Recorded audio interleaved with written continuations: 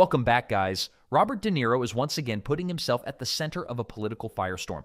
And this time, his comments about Donald Trump, Trump supporters, and the future of Hollywood are creating an entirely new wave of backlash. The bigger question, though, is whether De Niro is actually defending the movie industry, or simply blaming politics for problems Hollywood has been struggling with for years. And when you look at what he reportedly said about movie prices, the state of cinema, and why audiences are supposedly turning away from theaters, things get even more interesting. So stay with me, because we're going through De Niro's latest comments, the controversy surrounding his relationship with Sony Pictures, and why many people believe Hollywood's problems have far more to do with the industry itself than with politics. And if you enjoy Hollywood and entertainment commentary like this, make sure to subscribe to the WokeWatch for more. As we move toward the final days of August 2026, political activism among major Hollywood figures continues to be a major talking point. Actors, actresses, directors, writers, producers, comedians, and other entertainment personalities have increasingly been using rallies, interviews, and public appearances to make their political positions known ahead of the upcoming midterm elections. But there's an obvious problem with that strategy. Not everyone watching wants to hear Hollywood celebrities tell them how they should vote. And that's where Robert De Niro comes into the picture. De Niro has once again found himself involved in a political controversy after making strong statements about Donald Trump, Trump's supporters, and what he believes is happening to the American film industry. His comments come at a particularly interesting time because De Niro has also faced reports of professional setbacks involving Sony Pictures and projects connected to the studio. That situation has already generated plenty of speculation online, with discussions surrounding his reported departure from a political thriller project and questions about what his future working relationship with Sony might look like.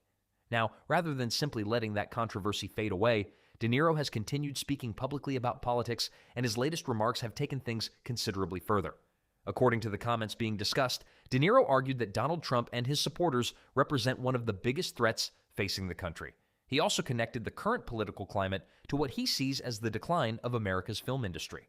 De Niro's broader argument is essentially that Hollywood has lost some of the freedom and creative environment that he believes existed in previous years, while political pressure has made people in the entertainment business increasingly cautious about expressing opinions that go against the prevailing political environment.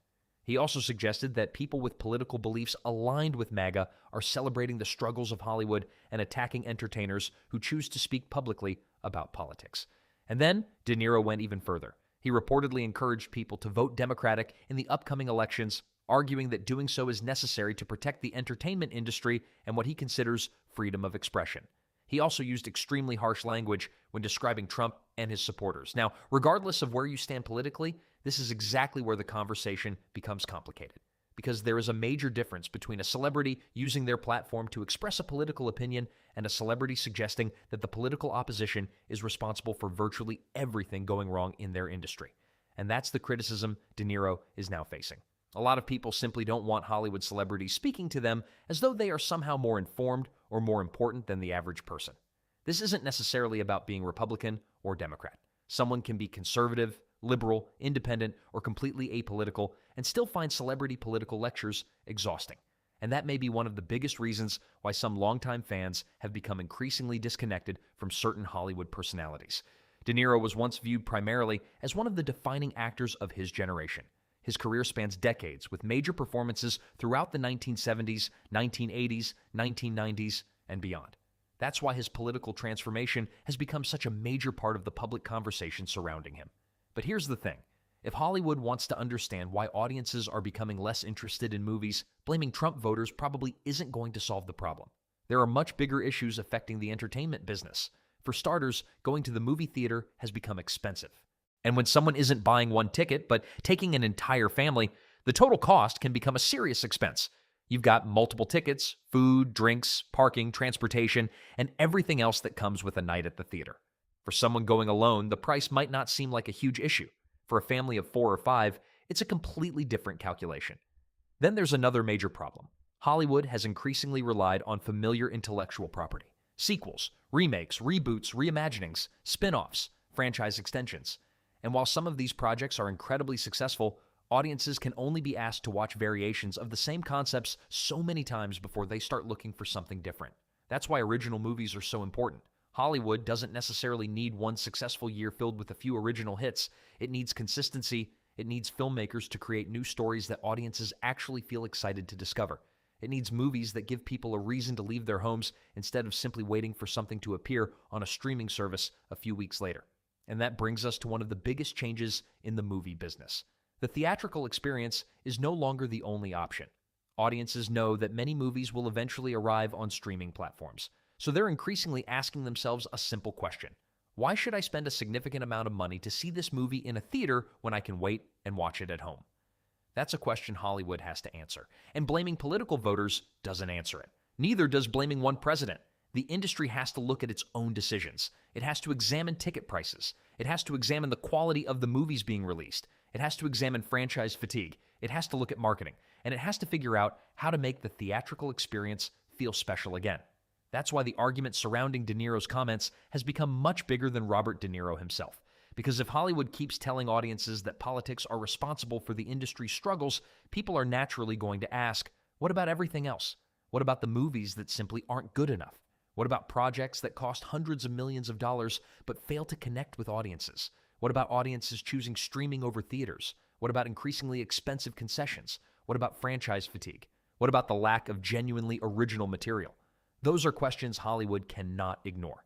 And if the industry wants to return to the kind of theatrical strength it had before the pandemic era, it's going to require more than one successful year.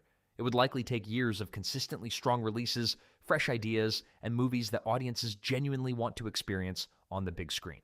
One good year isn't enough. 2 good years probably aren't enough. Hollywood would need to establish a sustained trend where audiences once again believe that going to the theater is worth their money. That means creating movies that feel like genuine events, not just another sequel, remake, or franchise extension. Audiences want stories that surprise them, entertain them, and give them something they cannot easily recreate at home. If Hollywood can deliver that consistently, people may become more willing to spend money on the full theatrical experience. The industry also needs to understand that audiences are not simply rejecting movies. In many cases, they are rejecting movies that do not feel worth the price. When a film receives weak reviews, poor word of mouth, or looks too similar to something viewers have already seen, waiting for streaming becomes the obvious choice. And that's why the future of cinema isn't going to be determined simply by whether someone voted for Trump, Biden, or anyone else. It's going to be determined by whether Hollywood can actually give audiences a reason to come back. That reason could come from original storytelling, stronger filmmaking, better marketing, more reasonable pricing, or a combination of all of those things. But the responsibility ultimately falls on the studios and filmmakers to rebuild trust with the audience. So when Robert De Niro says that politics are responsible for the decline of cinema, that's his opinion. And he's certainly entitled to express it, but audiences are equally entitled to disagree. Many viewers may believe that politics are only one small part of a much larger problem. They may feel that Hollywood has become too dependent on familiar brands, too focused on political messaging, and too disconnected from what ordinary moviegoers actually want to watch. And judging by the continuing debate around Hollywood, celebrity activism, ticket prices, streaming, and the quality of modern movies, this argument isn't going away anytime soon. What do you think? Do you agree with Robert De Niro that politics are playing a major role in Hollywood's struggles, or do you think the industry needs to take a much harder look at its own decisions? Let me know your thoughts in the comments. And if you enjoyed the video, make sure to leave a like, subscribe to the WokeWatch, and turn on notifications for more Hollywood and entertainment commentary. Thanks for watching, and I'll see you in the next one.